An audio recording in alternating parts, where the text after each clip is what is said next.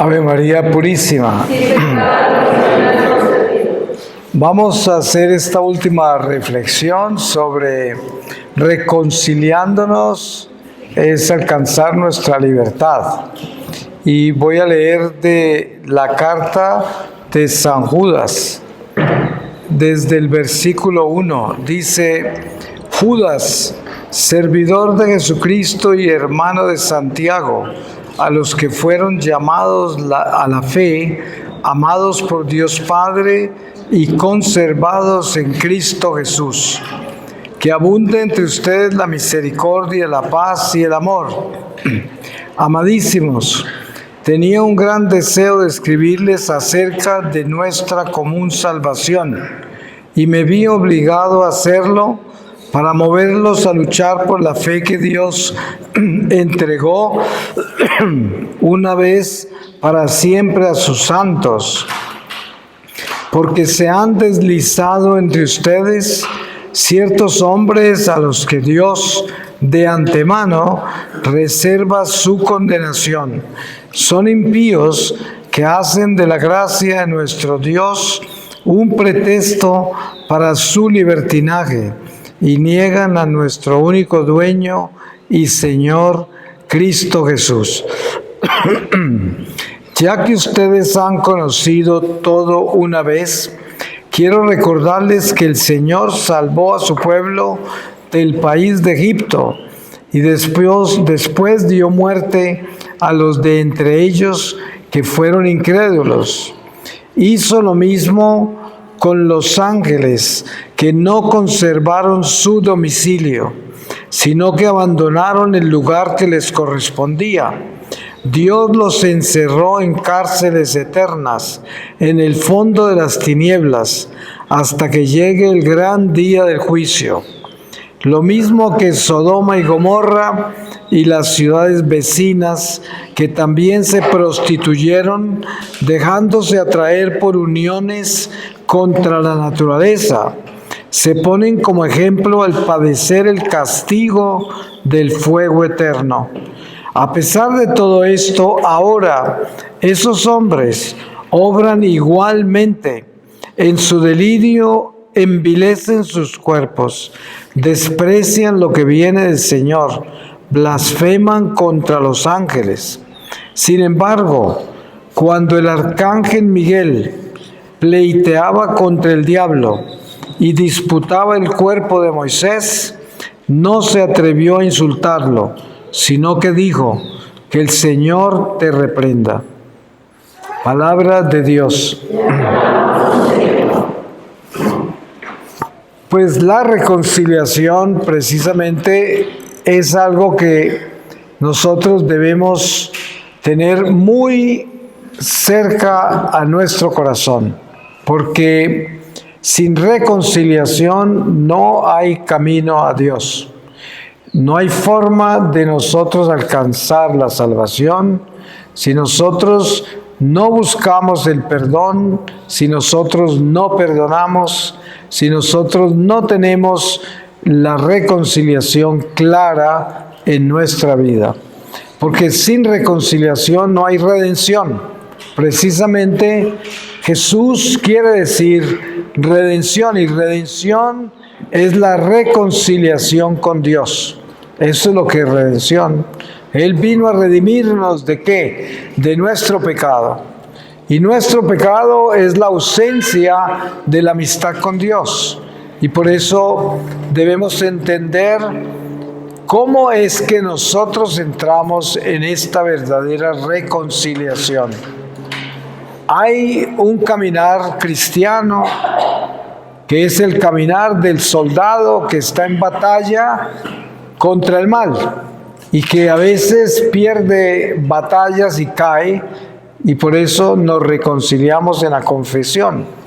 Pero una cosa es caer en batalla contra la tentación y otra es entregarnos voluntariamente al pecado. Son dos cosas diferentes.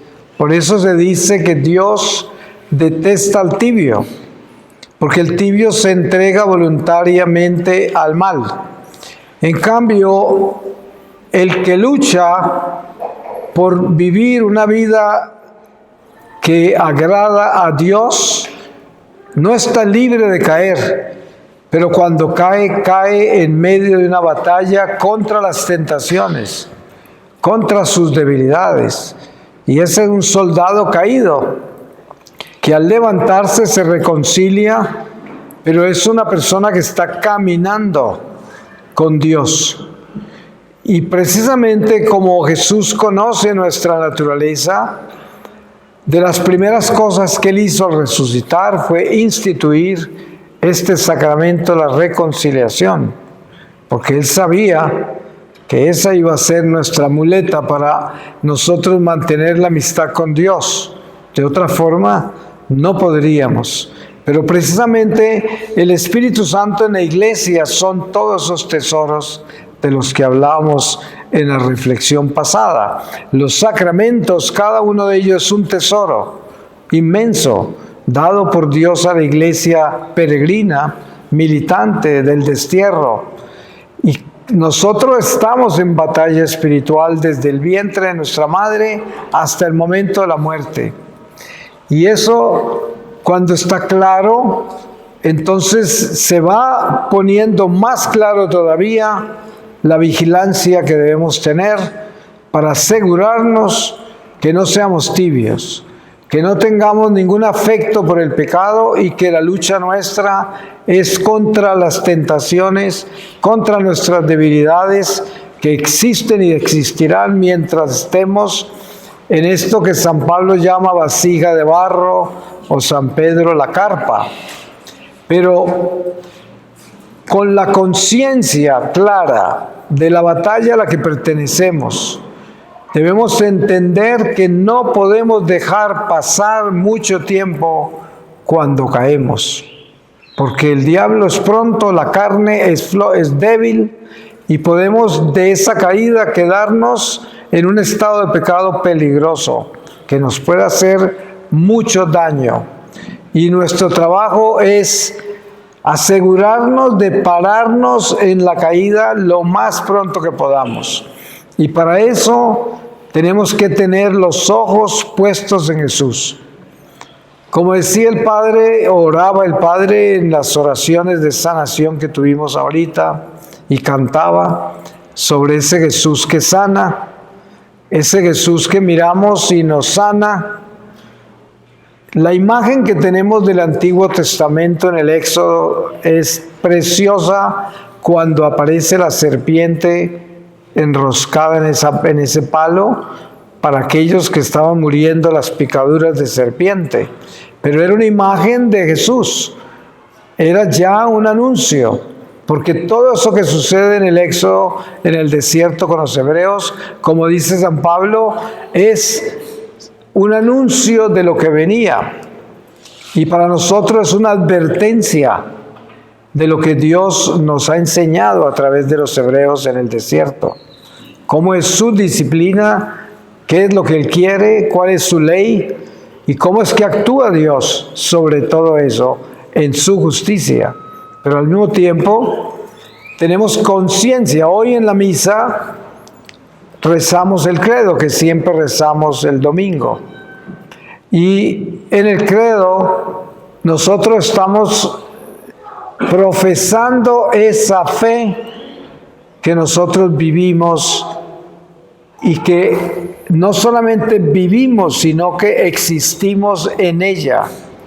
Pero la responsabilidad que tenemos es que cada palabra de ese credo tiene que estar no tatuada en nosotros, sino que tiene que fluir con nuestra sangre y ser parte del calcio de nuestros huesos y ser parte de las células de nuestro cerebro y ser parte del humo de nuestros pensamientos.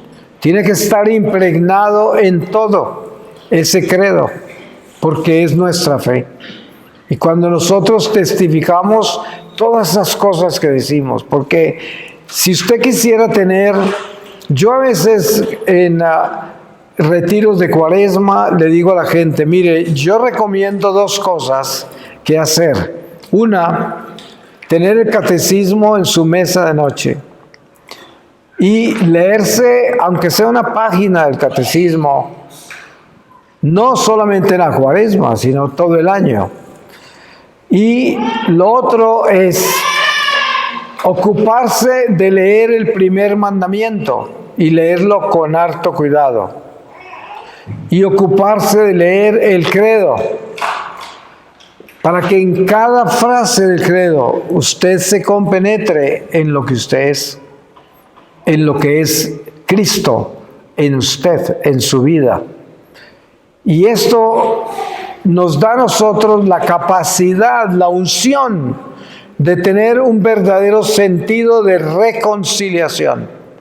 Porque si yo entiendo mi iglesia, entiendo la fe que yo profeso, entonces yo sé cómo estoy caminando. Y cuando no estoy caminando recto, me duelen los pies. Me duelen. Porque precisamente lo que pasa con el tibio es que no le duele nada. Y ahí es donde viene la muerte. Porque cuando a uno no le duele nada, pues eso quiere decir que no está vivo. Es tan sencillo como eso. Porque cuando uno está vivo, le duele todo. Todo le duele. El que está muerto está como congelado, no le duele nada. Y precisamente ustedes se dan cuenta que un sicario va y asesina a una persona allá en ese parque y luego se va a comer y se acuesta y no siente nada. Y es más, al día siguiente puede que hasta se olvide a quién mató, porque no siente nada, porque está muerto, no tiene vida. Un corazón de piedra totalmente acabado. Y precisamente nuestra fe, cuando nosotros la entendemos, porque es que la meditamos, la leemos y penetramos en ella, entonces eso nos ablanda el corazón, eso nos mantiene vivos en Jesús. Y nos damos cuenta que ese espíritu, que es vida, que es verdad. Ustedes, yo siempre traigo a la luz algo importante de un pasaje del Evangelio cuando Jesús está en un diálogo con la samaritana en el pozo de Jacob. Y la samaritana se le queja a Jesús de que los judíos decían que solo en el templo de Jerusalén se podía adorar a Dios. Y Jesús le dice: llegará el día, y ya está entre nosotros, que ni en el templo de Jerusalén, ni en estas colinas, en este pozo, adorarán a Dios, porque lo adorarán en espíritu y verdad. Eso es el cambio que trae la nueva creación en Jesucristo, que es la circuncisión del corazón, que quiere decir espíritu, más allá de las piedras del templo, más allá de la ley y las tradiciones religiosas, las prácticas religiosas. Es espíritu y verdad, que quiere decir: yo me compenetro en el Espíritu de Dios para sentir mi vida, para sentirme vivo en Él. Y yo vivo la verdad de Jesucristo del Evangelio, la vivo. Pero no como el Evangelio ese tibio de hoy, de la falsa misericordia, que todos estamos bien. Ay, no nos juzguemos, no nos juzguemos. Y claro, nosotros no nos podemos juzgar, pero hay algo que sí tenemos que hacer. Como dice San Pablo, tenemos que exhortarnos los unos a los otros. Eso sí, a que seamos buenos, fieles, obedientes a la ley de Dios, a la palabra de Dios, sin negociarla. Sin negociarla. Es como yo le digo a la gente: mire, usted encuentra un herido en la calle, y si usted tiene un buen corazón, un buen samaritano que sea, lo primero que hace es llevárselo a un hospital, a urgencias. Y en urgencias salen los enfermeros, los médicos, ¿y qué van a hacer con ese herido? Van a tratar de sanarlo para que se salve. Y una vez que está sano, lo dejan ir. Bueno, la iglesia es un hospital de almas. Cuando usted encuentra una persona perdida en pecado mortal en el mundo y usted tiene la oportunidad de tener acceso a esa persona, pues usted la trae al hospital de almas, a la iglesia, pero no para que se quede herida sangrando en la iglesia y se pueda morir ahí, condenar, sino para que se sane. Pero hay mucha gente en la iglesia que está en pecado mortal, en la iglesia sangrando de muerte, en pecado mortal, y creen que porque están en la iglesia se van a salvar. Y nadie les dice nada. Ay, pobrecito, ahí está. No, es que vive en pecado mortal, pero ahí está, ¿no? Pues por lo menos viene a la iglesia, ¿no? Es el tipo de mediocridad que vivimos hoy. Eso no es verdad. La verdad es que esa persona está herida de muerte. Muchas veces me vienen a decir a mí aquí después de las charlas: Señor, ¿qué hago? Yo tengo esto, yo vivo con este hombre a no sé cuánto tiempo. Yo le digo, pues yo no la puedo juzgar, pero si usted se muere hoy, ¿qué le va a decir al Señor? ¿Que lo cambió a él por ese hombre? O sea, ¿usted qué le va a responder al Señor? Tiene que entender lo que Jesús dijo. Él explicó muy claro lo que teníamos que hacer con nuestras relaciones humanas. ¿En qué forma manejamos la vida de nuestra sexualidad? ¿Y a qué le pertenece nuestra sexualidad? Y estas cosas son blanca y negra, no son tibias ni de la mitad, ni grises, son o no son. Y uno no puede negociar eso, no puede. Por eso es que quiere reconciliarse con Dios. Si usted viene a la iglesia y está en pecado mortal, no se olvide. Jesús, a todo el que encontró en el camino, lo dejó así. Lo sanó. Pero ¿qué le dijo a la mayoría? Tus pecados han sido perdonados. Vete y no peques más, o cosas peores te pasarán. Eso es importante de acordarse. El Señor quiere que nos sanemos, pero Él no quiere que sigamos en la iglesia y en pecado mortal.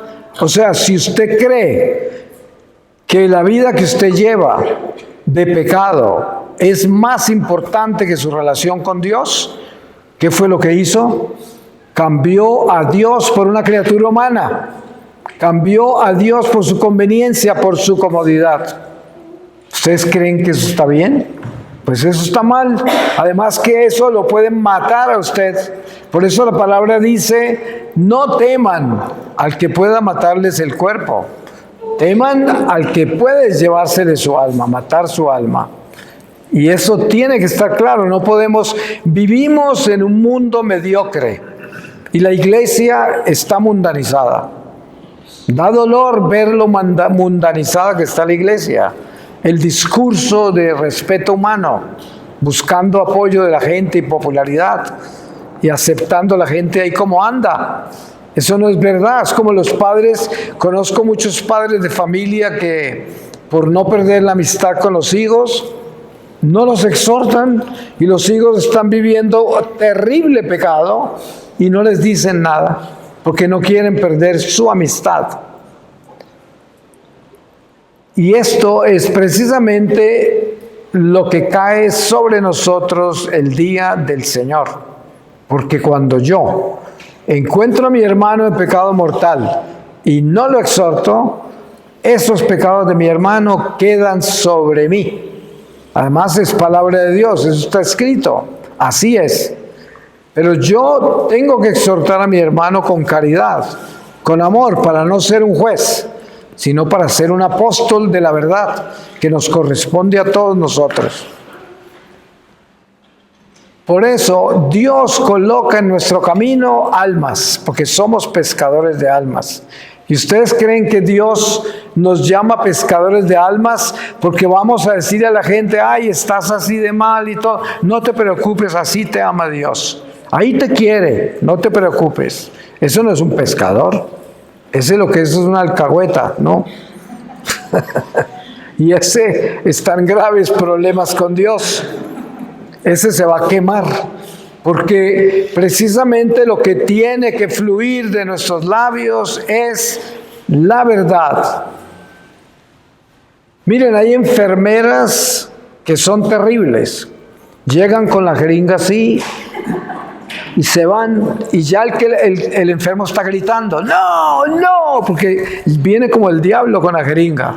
Pero hay enfermeras que entran con la jeringa escondida y cantando. Y cuando menos piensa, tome. Y le entra el remedio, pero le entró con una canción de la buena enfermera. Esa es la enfermera buena. Esa es la enfermera que trae el remedio y el remedio funciona con dolor, pero sin ningún trauma. Y des en cuenta que es el Evangelio. Nosotros no traemos el Evangelio con terror, ni juzgando a nadie, ni poniéndole el martillo, la ley en la cabeza a la gente. No, con amor, porque es que le enseñamos al pecador a que se enamore de Jesús, para que cambie, pero que cambie por amor. Si usted encuentra una persona en la iglesia viviendo en pecado mortal, porque es ladrón, de pronto vive la corrupción. Es muy común hoy que hay gente que vive la corrupción y dice, pues como todos son ladrones, a mí me tocó también. Ahí robamos todos. Y si yo no robo, nos morimos de hambre. Entonces, todo está justificado, ¿no? Y otro que vive por ahí amancebado y tiene todo justificado. Y uno dice, mire, yo sé que el único juez es Jesucristo, pero yo solamente le digo, si usted vive en pecado, pues está en peligro, porque si se muere así, ¿usted cree que se puede salvar tan fácil? Dios conoce el corazón de cada uno de nosotros y cada caso es único. Y una persona que está viviendo por ahí en esas circunstancias, de pronto el Señor entiende más que cualquiera y de repente se salva. Pero el caso es que uno no puede jugar con fuego. Si uno lee con cuidado la doctrina nuestra, va a leer pecado mortal. ¿Cuántas personas entienden lo que eso quiere decir? Miren que yo viví en pecado mortal 33 años. Y en un lago vi los demonios de mis pecados mortales de 33 años, legiones, eran como gérmenes, como racimos, y mi alma los conocía a todos. Desde entonces, y que al lado izquierdo de ese lago veía el abismo a donde descendían todos los demonios, desde entonces yo soy absolutamente claro con lo que significa el pecado mortal. El pecado mortal nos puede llevar al infierno. Y yo les digo una cosa, yo testifico con mi vida en presencia de ustedes, algo que ustedes ya saben y que se los han dicho desde niños, pero yo lo repito porque es mi responsabilidad. Y es, el infierno existe. Y hay millones de personas en el infierno. Porque por ahí hay algunos teólogos modernos, progresistas, que dicen, sí, el infierno puede que exista, pero ahí no hay nadie. Porque la misericordia de Dios es infinita. Pero eso es mentiras, porque yo testifico de que he visto lo que le estoy diciendo. Esto no lo leí.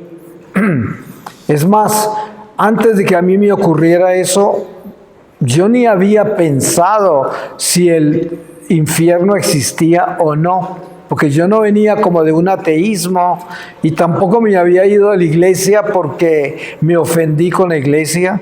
Yo me perdí en mi adolescencia porque me volví hippie y entré en las drogas y entré en las filosofías paganas de Oriente y en la magia, en la astrología, y de repente nunca más fui cristiano.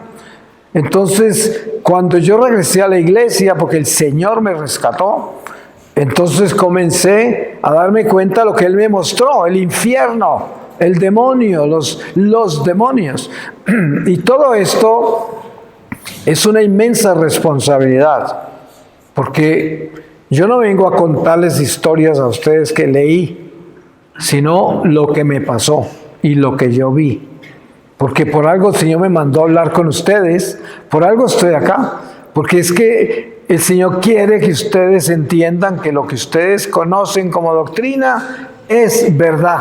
Por eso hablaba de que es importante leer el credo y leer todas las frases de ese credo y asimilarlas, llevarlas a la sangre y caminar con eso, porque es nuestra vida, ahí está nuestra vida cristiana, ahí está nuestra salvación, ahí está lo que profesamos, con lo que caminamos, con lo que debemos respirar y comer y dormir y soñar y aspirar, ahí está todo, si queremos ser de Dios.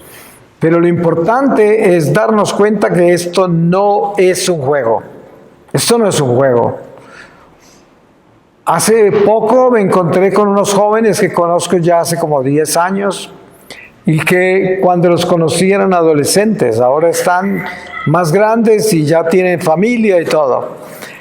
Dos de ellos en particular siempre me dicen, ay, volví a caer y tal cosa y la otra. Y bueno, eso nos pasa a todos volvimos a caer. Pero es que la pregunta es esta, ¿usted está cayendo voluntariamente? Pero la tristeza con estos dos es que caen voluntariamente. No están haciendo ningún esfuerzo por cambiar, sino que caen voluntariamente. Es más, corren hacia el pecado, corren a buscarlo allá.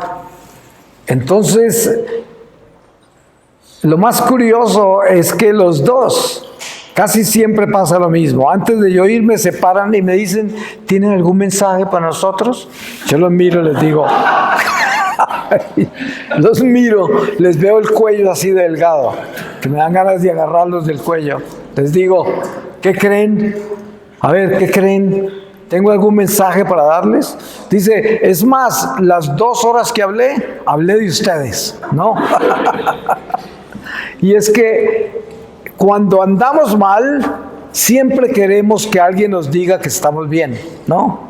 Por eso alguien que vive en pecado siempre acerca y dice, mire, y le cuentan a uno la historia esperando que uno les diga, no se preocupe.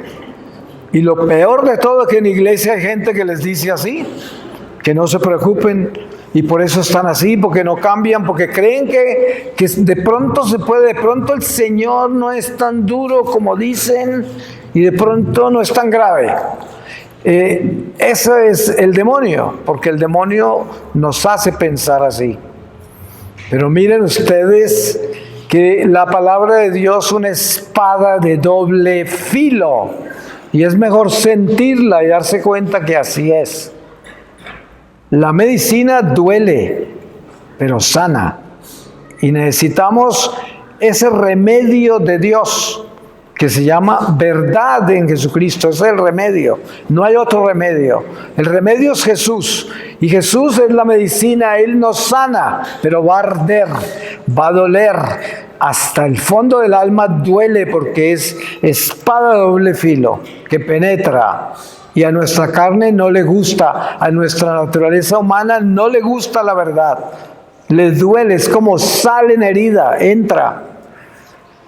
Yo le digo a la gente a veces en los retiros, mire, vamos a hacer un ejercicio que les va a doler mucho al final, y es que nos vamos a arrodillar y le vamos a decir al Señor, Señor,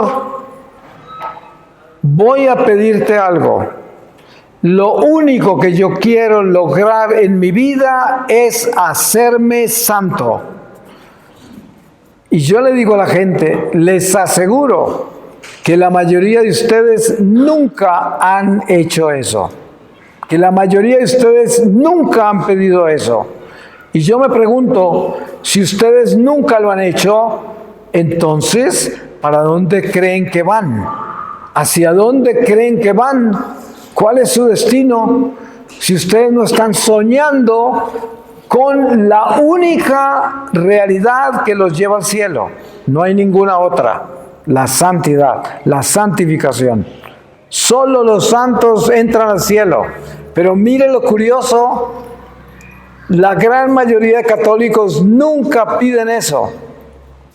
Y hablando con mucha gente que nunca lo ha pedido, me dicen, es que cuando yo voy a hacer eso, siento una inmensa dificultad, porque parece que fuera como a perder algo, y yo digo, claro que va a perder algo, Eso se llama una muerte. Es la muerte a sí mismo. Una de las reglas de la perfección, que es lo más importante para nacer a la vida eterna, es morir a esta. Morir a esta. Y morir a esta es morir al pecado, lo que decía antes. Miren que un alma del purgatorio nunca quisiera que le dieran otra oportunidad de vivir acá. Eso es una pesadilla. Nunca, no me lleven, ¿no? Porque no quiere pecar. Entonces, eso es lo que nosotros debemos tener claro, que la vida nuestra es una escuela de almas en este mundo y hay una sola lección que estamos aprendiendo, la lección del amor de Dios. Solo esa. Y si no la aprendemos bien en esta vida, nos toca seguir aprendiendo en la otra. Y el consejo es: trate de aprenderla en esta vida. Haga todo lo que pueda. Voy a pedirle al Señor su palabra y cerramos con esta lectura. De la carta a los Hebreos, capítulo 2, desde el versículo 7, dice: por un momento lo hiciste más bajo que los ángeles, y luego lo coronaste de gloria y honor. Todo lo pusiste bajo sus pies. Como ven, todo le ha sido sometido, y no se hace ninguna excepción. Es verdad que por el momento no se ve que todo le esté sometido. Pero el texto dice: por un momento lo hiciste más bajo que los ángeles. Esto se refiere a Jesús, que como precio de su muerte dolorosa ha sido coronado de gloria y honor. Fue una gracia de Dios que experimentara la muerte por todos. Dios, del que viene todo y que actúa en todo, quería introducir en la gloria a un gran número de hijos, y le pareció bien hacer perfecto por medio del sufrimiento al que se hacía cargo de la salvación de todos. De este modo, el que comunicaba la santidad se identificaría con aquellos a los que santificaba. Por eso Él no se avergüenza de llamarnos hermanos cuando dice: Señor, yo te daré a conocer a mis hermanos. En medio de la asamblea celebraré tu nombre. Palabra de Dios. Pues yo le doy muchas gracias a Dios por todos ustedes, por esta parroquia, por el Padre y por la Santísima Virgen María de Guadalupe, que reina en esta parroquia y que es coronada como la patrona de esta misión, de sus familias, de todo lo que ustedes son como parroquia. Y qué bueno que ustedes crezcan mucho en esta parroquia, que se amen, que se perdonen, que se ayuden, que se apoyen, que le den buen ejemplo a los jóvenes para que haya matrimonios santos, que los matrimonios que están acá, que no se están santificando, se comienzan a santificar por medio de la verdadera reconciliación, para que estén libres, para que tengan libertad. No hay nada más lindo que levantarse uno y tener la conciencia tranquila y estar libre, porque sabe que está haciendo las cosas de Dios. Eso es lo más importante. Amén. Amén.